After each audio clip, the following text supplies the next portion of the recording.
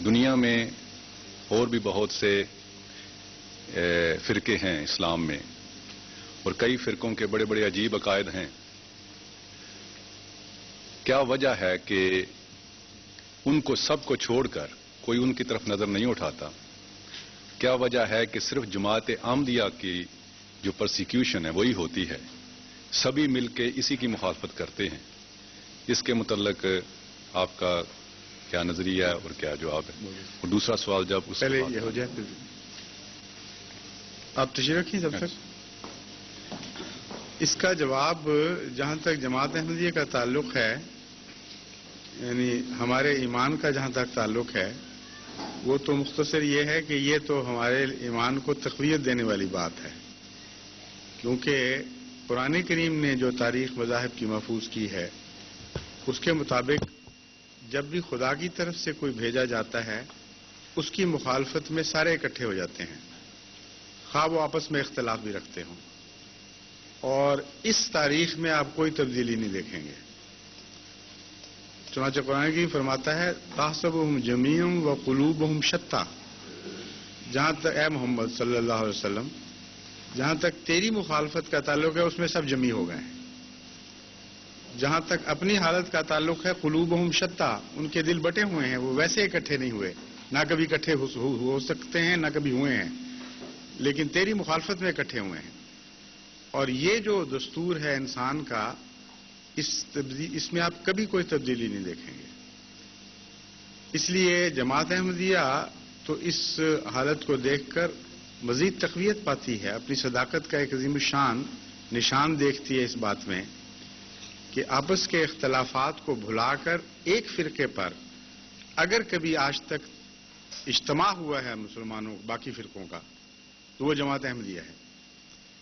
باوجود اس کے کہ اس سے ہمارے جو اختلاف مختلف فرقوں سے الگ الگ بھی ہیں، کچھ اجتماعی بھی ہیں، ان سے بہت زیادہ شدید اختلاف اعتقادی لحاظ سے بھی اور عملی لحاظ سے بھی مختلف فرقوں میں موجود ہیں. یہ کہنا غلط ہے کہ ان کی مخالفت نہیں ہوئی.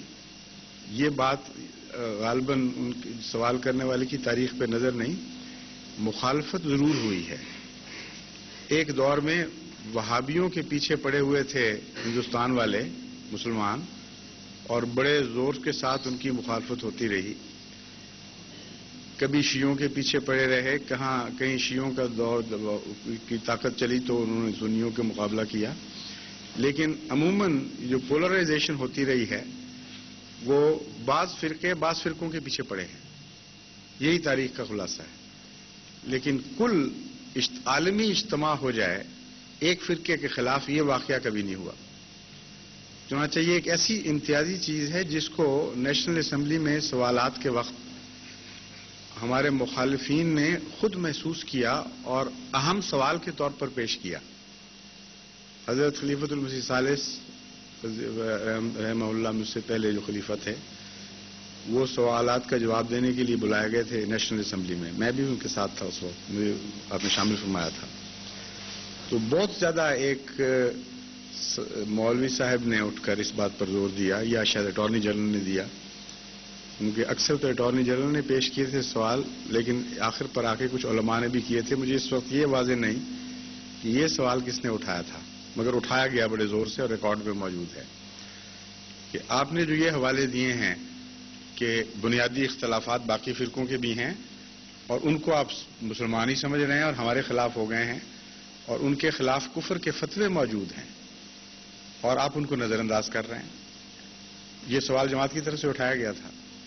تو یہ تقویٰ سے کے خلاف بات ہے کہ کفر کی باتیں باقیوں میں دیکھیں تو ان کو چھوڑ دیں اور ایک فرقے کو چن لیں مخالفت کے لیے. تو اس کا انہوں نے جواب دیتے ہوئے ایک کاؤنٹر سوال کیا. انہوں نے کہا مخالفتیں ہمارے آپس میں ہیں، مجھے ہمیں پتہ ہے، لیکن آج تک امت محمدیہ میں ایک فرقے کے خلاف اجماع کبھی نہیں ہوا، اور آپ کے خلاف اجماع ہو گیا ہے. آپ کافر اور دائرہ اسلام سے خارج ہیں. باقی چند فرقے بعض کو سمجھتے ہیں، بعض فرقے مقابل پہ چند کو سمجھتے ہیں. یہ فطرت ہمیشہ سے جاری ہے، لیکن آپ نکال کے دکھائیں کہ ایسا کبھی اجماع ہوا ہو یا نہ ہوا ہو. جماعت احمدیہ نے تسلیم کیا. یہ تاریخی حقیقت بالکل سچی ہے. اور قرآن کی اس آیت کے عین مطابق ہے، تحسبهم جميعا، اجماع ضرور ہوا ہے، وقلوبهم شتى، لیکن آپس میں بٹے ہوئے ہو۔ اجماع ہوا ہے جماعت احمدیہ کی مخالفت پر۔ اس اجماع کے متعلق جماعت احمدیہ نے یہ ایک موقف پیش فرمایا کہ اس اجماع کا ذکر احادیث میں موجود ہے، اس لیے ہماری باتوں کو تو تم نہیں مانو گے، لیکن اگر تمہیں حضرت اقدس محمد مصطفیٰ صلی اللہ علیہ وآلہ وسلم سے سچا پیار اور عقیدت ہے، تم غلامی کا سچا دعویٰ کرتے ہو، تو اب اس کی روشنی میں اس حدیث پر غور کرو کہ تمہارے اجماع کی حقیقت کیا ہے۔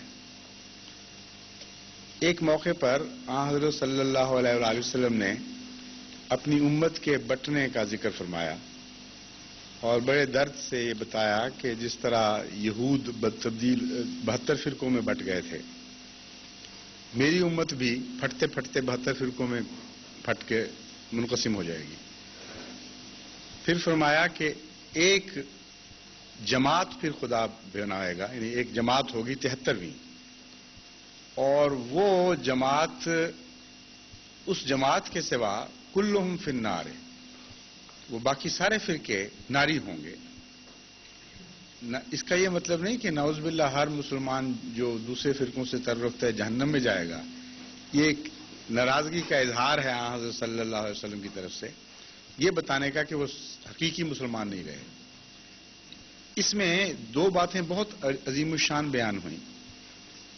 اول یہ کہ سواد اعظم کا دعویٰ کرنے والے کہ چونکہ سواد اعظم کا فیصلہ اس لیے سچا ہوگا، اس کے خلاف حضرت صلی اللہ علیہ وآلہ وسلم کا فتویٰ مل گیا کہ یہ اس کی بنیاد ہی کوئی نہیں کہ سواد اعظم کا فیصلہ سچا ہوتا ہے، بلکہ 73 میں سے ایک کو جماعت کہا اور جو بعد میں آنے والی ہے، اور 72 کو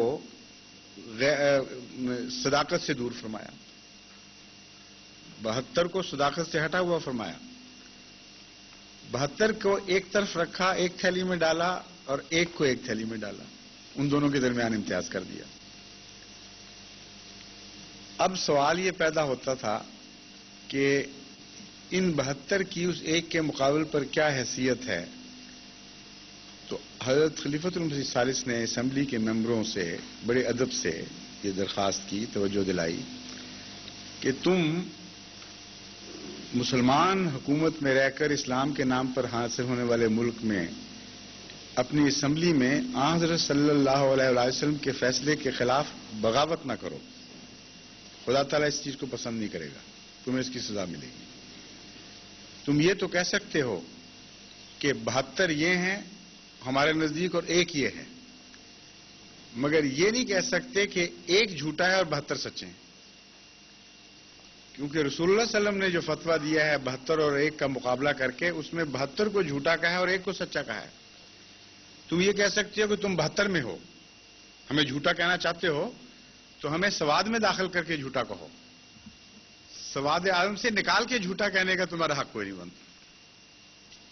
اس معاملے میں تمہارا فیصلہ نہیں چلے گا، چاہے تم 72 کے 72 اکٹھے ہو کر فیصلہ کرو، فیصلہ رسول اللہ صلی اللہ علیہ وسلم کا چلے گا۔ ہاں تم نے یہ اپنے ہاتھ سے اپنی تقدیر لکھ دی کہ ہم 72 ہیں اور یہ ایک ہے، اس لیے تم تو خودکشی کر رہے اس فیصلے میں۔ آپ نے بار بار توجہ دلائی کہ دیکھو میں تمہیں پھر نصیحت کرتا ہوں کہ کم سے کم شیعہ ایران سے ہی نصیحت پکڑ لو۔ شیعہ ایران نے یہ فیصلہ نہیں کیا کہ 72 سچے اور ایک غلط، انہوں نے کہا 72 غلط اور صرف شیعہ سچے، اور یہ کہہ کر مسلمان کی تعریف یہ کی کہ جو شیعہ ہے وہ مسلمان ہے۔ چنانچہ ایران میں صرف ایک ہی اسلام ہے اس وقت، شیعہ اسلام، باقی اسلام سمجھتا ہی نہیں، وہ قانون کے طور پر سوائے شیعہ کے کسی کو مسلمان سمجھا ہی نہیں جا سکتا۔ تعریف میں جو داخل ہو گیا، آپ نے فرمایا غلط ہوگا تم نہ مانو، لیکن بغاوت نہیں ہے، کیونکہ رسول اللہ صلی اللہ علیہ وسلم کا فیصلہ ہے یہی کہ جہاں 72 ایک طرف ہوں گے اور ایک طرف ہوگا، ایک ایک طرف ہو، تو تم 72 کو سچا اور ایک کو جھوٹا نہیں کہہ سکتے۔ اب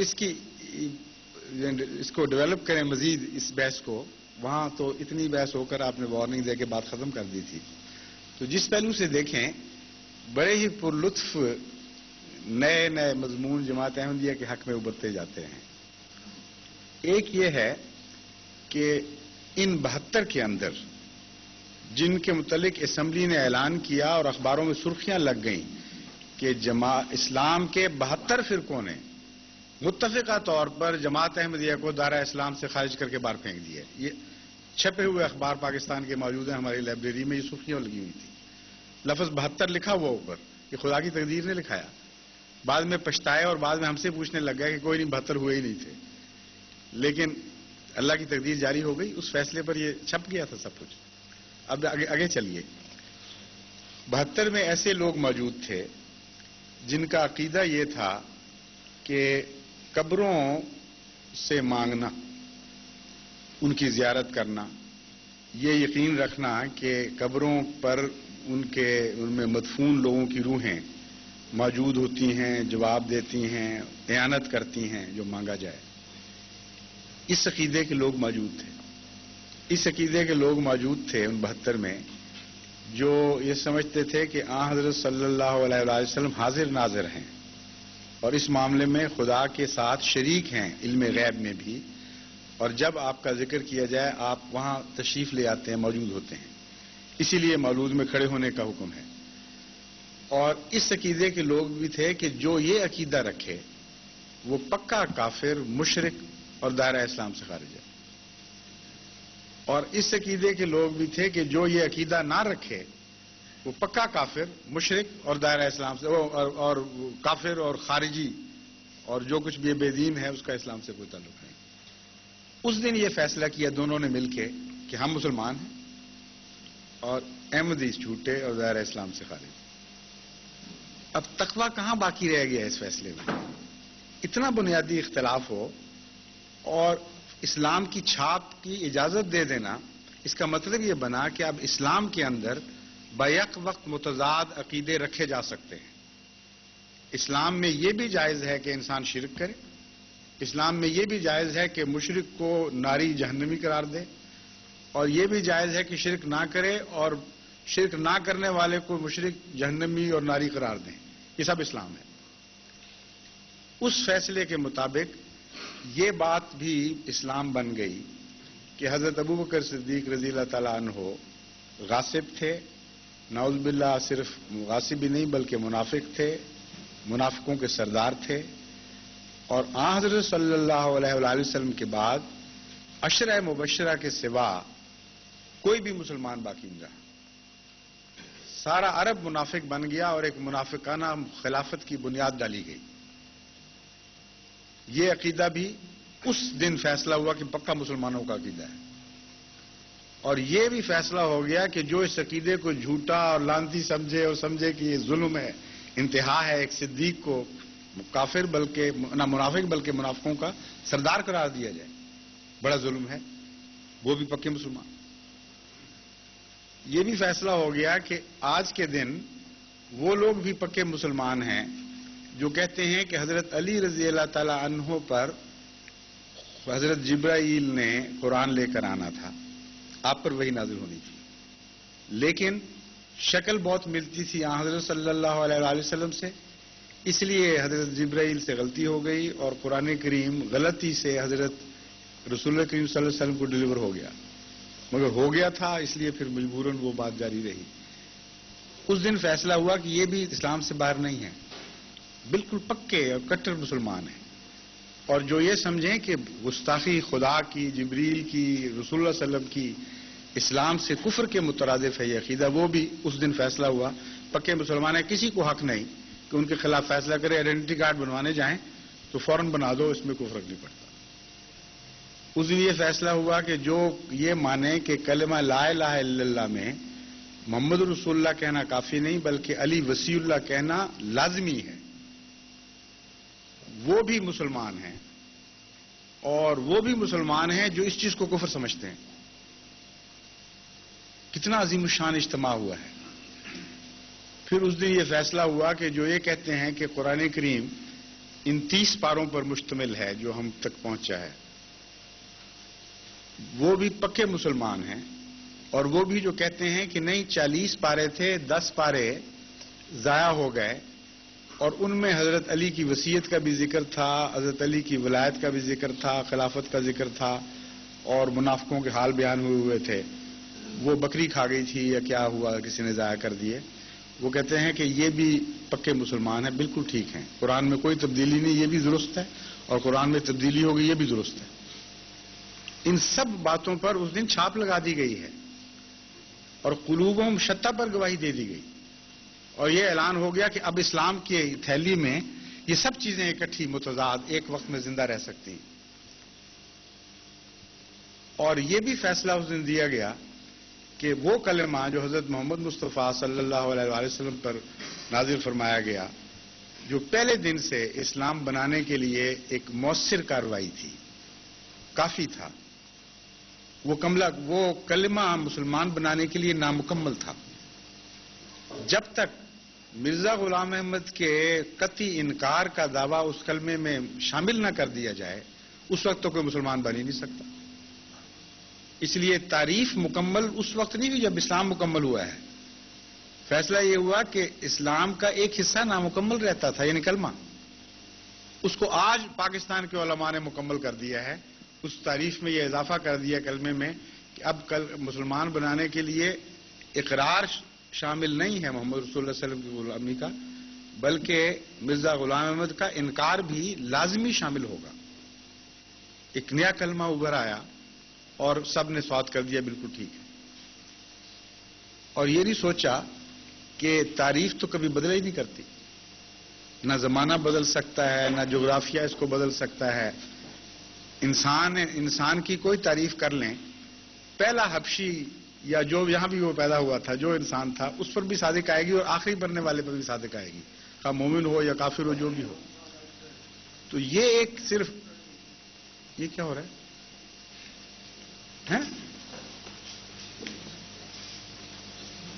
کیا؟ اچھا، تو بند کرا دیں. تو یہ بھی اس دن فیصلہ ہو گیا کہ اب یہ کلمہ جو تھا یہ نامکمل تھا، اب مکمل ہو گیا.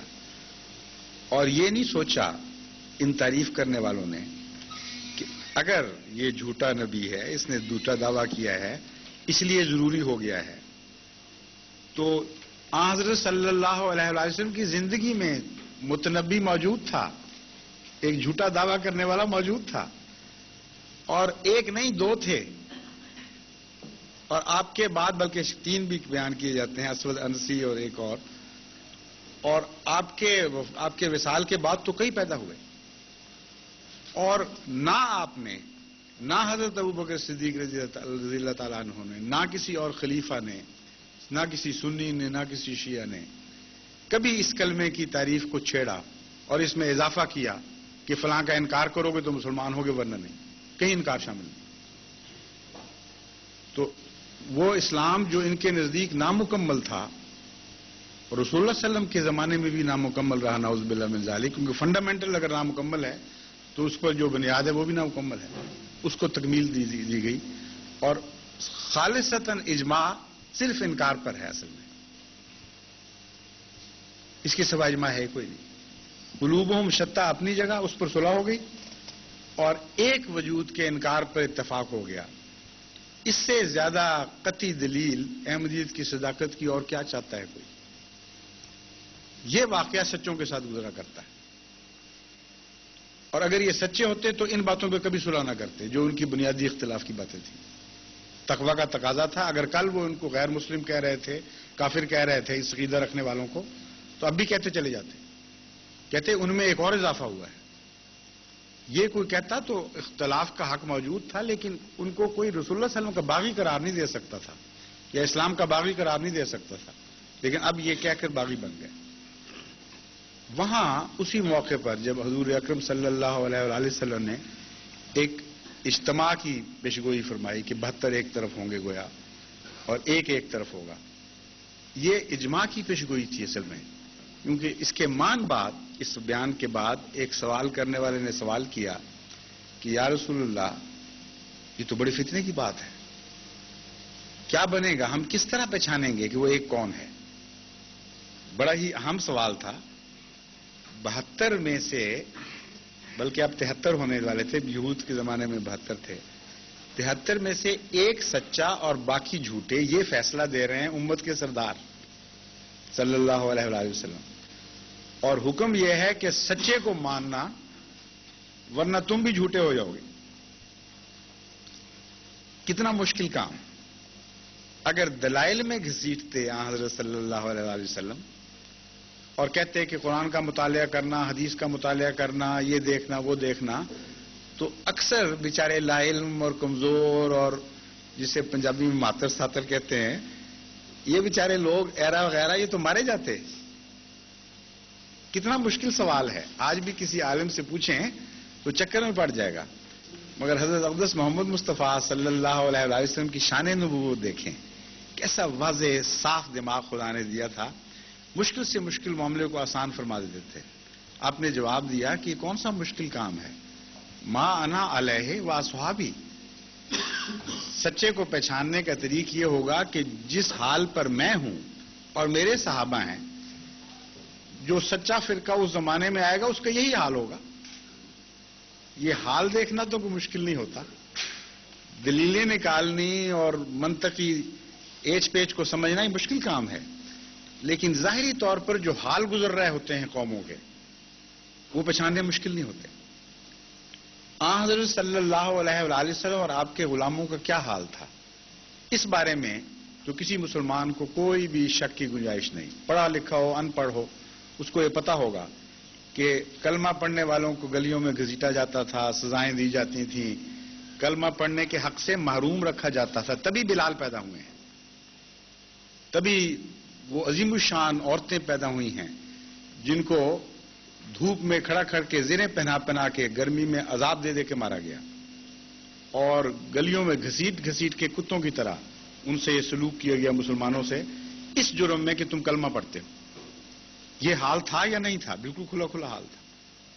مسجدیں بنانے سے روکا گیا، مسجدوں کو گھروں کے اندر جا کے بھی منہدم کیا گیا. حضرت ابوبکر صدیق نے رضی اللہ تعالیٰ عنہ نے باہر چونکہ اجازت نہیں تھی، اپنے گھر کے سین میں مسجد بنائی. حملہ کر کے یلغار کر کے لوگ پہنچے کہ تمہیں خدا کی عبادت کا کیا حق ہے، تم گندے پلید لوگ. وہاں سے اس مسجد کو مٹا دیا.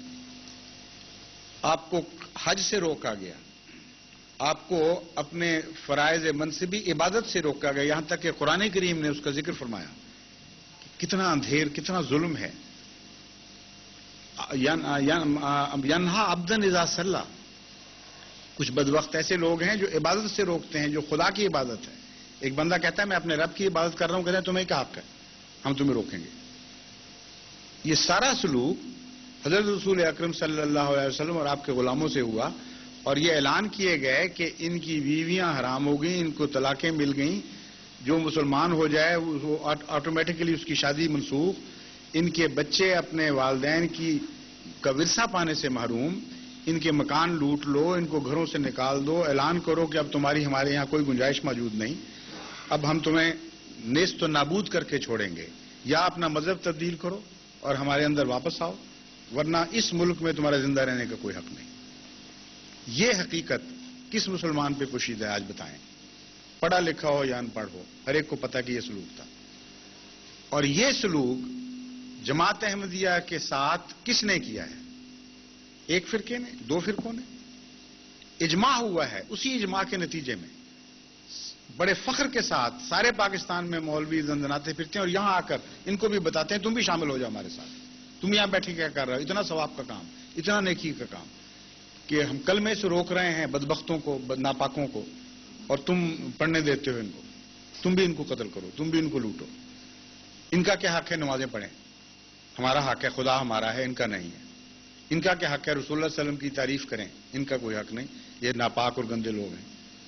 وہ سارے جرائم جو حضرت صلی اللہ علیہ وآلہ وسلم اور آپ کے غلاموں کے خلاف دشمنان اسلام کر رہے تھے، وہ ان سارے جرائم کی مرتکب آج یہ 72 کی جمعیت ہے، اور عدالتوں میں گواہی دے چکے ہیں.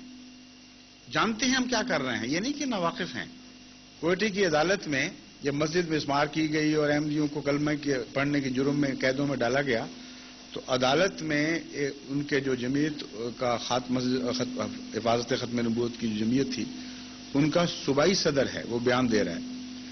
وکیل نے اس سے پوچھا کہ آپ یہ بتائیں کہ یہ سب کچھ جو آپ اس وقت احمدیوں سے کر رہے ہیں، حضرت صلی اللہ علیہ وآلہ وسلم کے زمانے میں یہ کون کس سے کیا کرتا تھا؟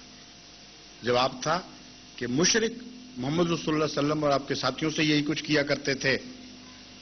ریکارڈڈ ہے یہ عدالت میں. تو شبے کی کون سی گنجائش باقی رہتی ہے؟